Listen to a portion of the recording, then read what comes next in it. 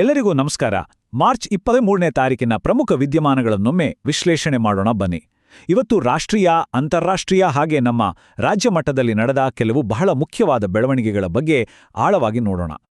ಸರಿ, ಈ ವಿಶ್ಲೇಷಣೆಯಲ್ಲಿ ನಾವು ಮುಖ್ಯವಾಗಿ 3 ಭಾಗಗಳನ್ನು ನೋಡಲಿದ್ದೇವೆ. ಮೊದಲಿಗೆ ರಾಷ್ಟ್ರೀಯ ಸುದ್ದಿಗಳು, ಆಮೇಲೆ ಅಂತಾರಾಷ್ಟ್ರೀಯ ವರದಿ ಮತ್ತು ಕೊನೆಯದಾಗಿ ನಮ್ಮ ಕರ್ನಾಟಕ ರಾಜ್ಯದ ಪ್ರಮುಖ ವಿದ್ಯಮಾನಗಳನ್ನು ತಿಳಿಯೋಣ. ಹಾಗಿದ್ರೆ ಮೊದಲಿಗೆ ರಾಷ್ಟ್ರೀಯ ಸುದ್ದಿಗಳನ್ನು ನೋಡೋಣ.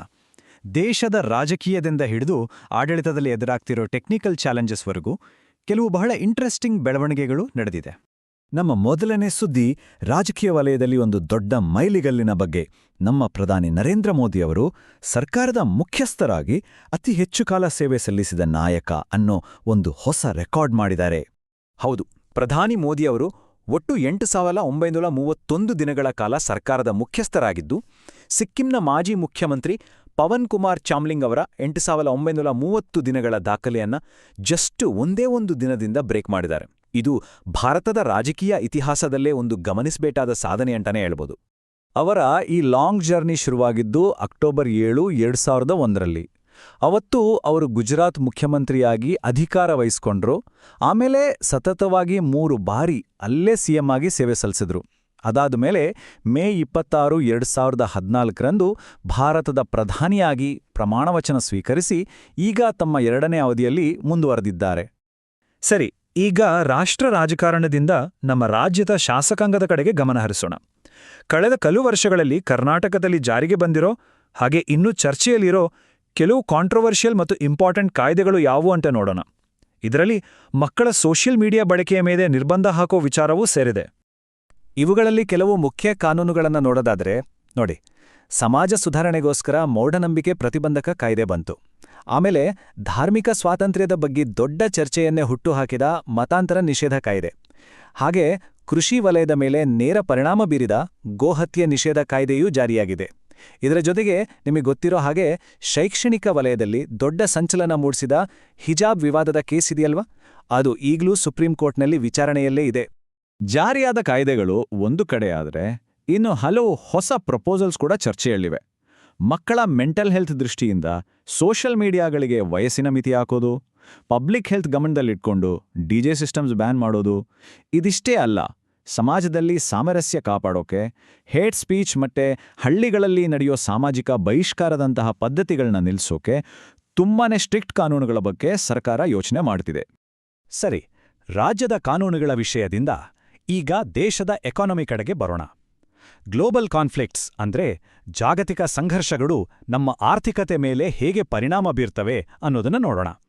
ಸ್ಪೆಸಿಫಿಕ್ ಆಗಿ ಹೇಳೋದಾದ್ರೆ, ಪಶ್ಚಿಮ ಏಷ್ಯಾದಲ್ಲಿ ನಡೀತಿರೋ ಬಿಕ್ಕಟ್ಟು ಭಾರತದ ಕೃಷಿಗೆ ಅತೀ ಮುಖ್ಯವಾಗಿ ಬೇಕಾಗಿರೋ ಯೂರಿಯಾ ಉತ್ಪಾದನೆಯನ್ನ ಹೇಗೆ ಕಷ್ಟಕ್ಕೆ ತಳ್ಳಿದೆ ಬನ್ನಿ ನೋಡೋಣ. ನೋಡಿ, ಹೋರ್ಮುಜ್ ಜಲಸಂಧಿಯಲ್ಲಿ ಸಪ್ಲೈ ಚೈನ್ ಡಿಸ್ಟರ್ಬ್ ಆಗಿರೋದ್ರಿಂದ ಅದರ ನೇರ ಪರಿಣಾಮ ನಮ್ಮ ಯೂರಿಯಾ ಘಟಕಗಳ ಮೇಲೆ ಆಗಿದೆ. ದೇಶದ ಯೂರಿಯಾ ಪ್ಲಾಂಟ್ಸ್ ಅವುಗಳ ಕೆಪಾಸಿಟಿಯ ಕೇವಲ 50% ಮಾತ್ರ ಕೆಲಸ ಮಾಡ್ತಿವೆ.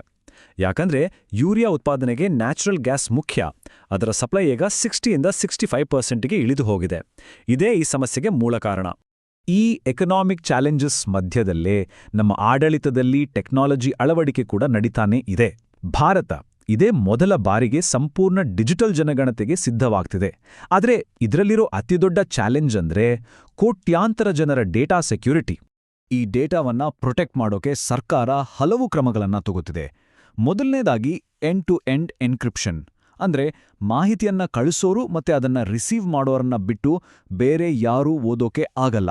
ಅದರ ಜೊತೆಗೆ ಫೈರ್ ವಾಲ್ ಮತ್ತು OTP ಸಿಸ್ಟಮ್ಸ್ ಕೂಡ ಇರುತ್ತೆ.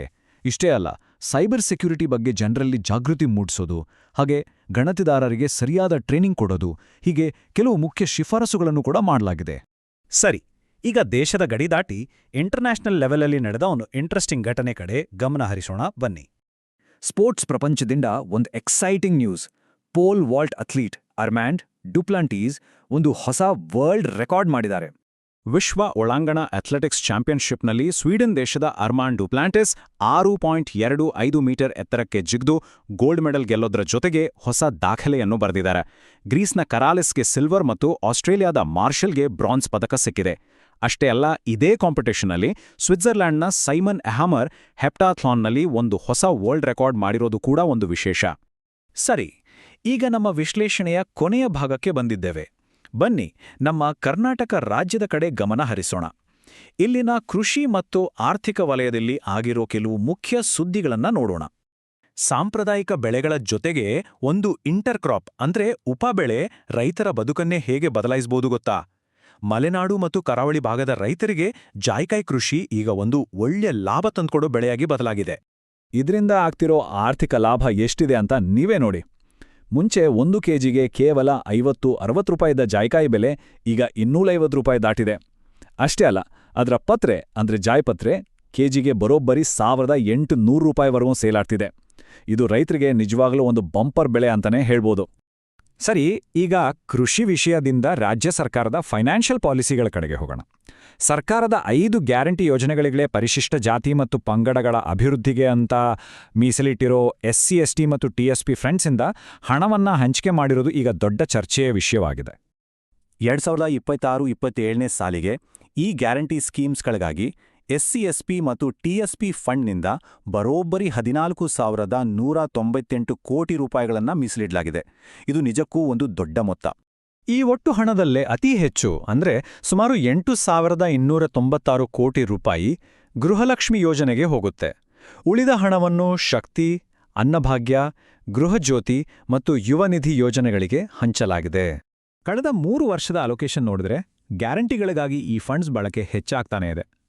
2023-24ರಲ್ಲಿ 11,144 ಕೋಟಿಯಿಂದ ಶುರುವಾಗಿ 2024-25ರಲ್ಲಿ 14,283 ಕೋಟಿಗೆ ಏರಿಕೆಯಾಗಿತ್ತು.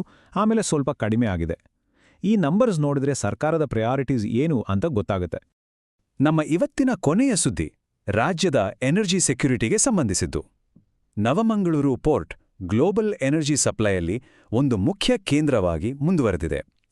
ರೀಸೆಂಟಾಗಿ ಅಮೆರಿಕದಿಂದ ಪೈಕ್ಸಸ್ ಪಯನಿಯರ್ ಅನ್ನೋ ಹಡಗು LPG ಹೊತ್ತು ತಂದ್ರೆ ರಷ್ಯಾದಿಂದ ಅಕ್ವಾಟೈಟನ್ ಕಚ್ಚಾ ತೈಲವನ್ನ ತಂದು ತಲುಪಿಸಿದೆ. ಹಾಗಿದ್ರೆ ಈ ಎಲ್ಲ ಬೆಳವಣಿಗೆಗಳನ್ನ ಒಟ್ಟಾಗಿ ನೋಡಿದಾಗ ಒಂದು ಪ್ರಶ್ನೆ ತಲೆಯಲ್ಲಿ ಬರುತ್ತೆ ಅಲ್ವಾ? ಇವತ್ತು ನಾವು ಚರ್ಚೆ ಮಾಡಿದ ಈ ನಿರ್ಧಾರಗಳು, ದಾಖಲೆಗಳು, ಘಟನೆಗಳು ಲಾಂಗ್ ಟರ್ಮ್ನಲ್ಲಿ ನಮ್ಮ ಸಮಾಜದ ಭವಿಷ್ಯವನ್ನ ಹೇಗೆ ರೂಪಿಸ್ಬೋದು? ಈ ಒಂದು ಪ್ರಶ್ನೆಯೊಂದಿಗೆ ಇವತ್ತಿನ ಈ ವಿಶ್ಲೇಷಣೆಯನ್ನ ಮುಗಿಸೋಣ. ಮುಂದಿನ ಬಾರಿ ಮತ್ತಷ್ಟು ಇಂಟ್ರೆಸ್ಟಿಂಗ್ ವಿಷಯಗಳೊಂದಿಗೆ ಮತ್ತೆ ಭೇಟಿಯಾಗೋಣ. ನಮಸ್ಕಾರ.